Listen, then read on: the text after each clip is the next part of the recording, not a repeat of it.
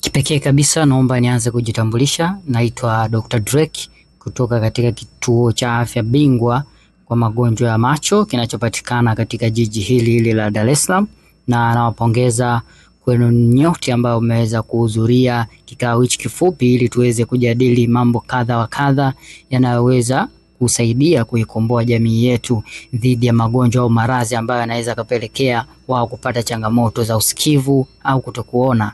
Okay?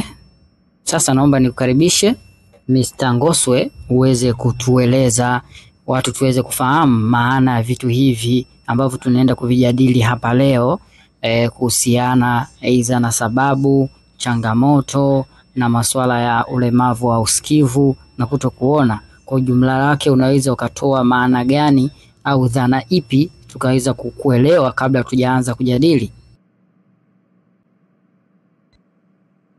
Mkuu, karibu mkuu, karibu. Asanteni.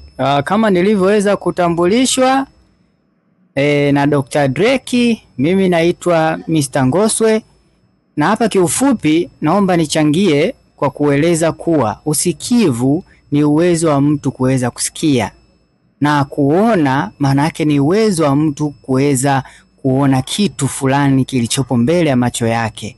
Hivyo tunafahamu kwamba kuna changamoto mbalimbali ambazo zinaweza kupelekea mtu kuweza kupoteza uwezo wake wa kusikia, vile vile hata wa kuona.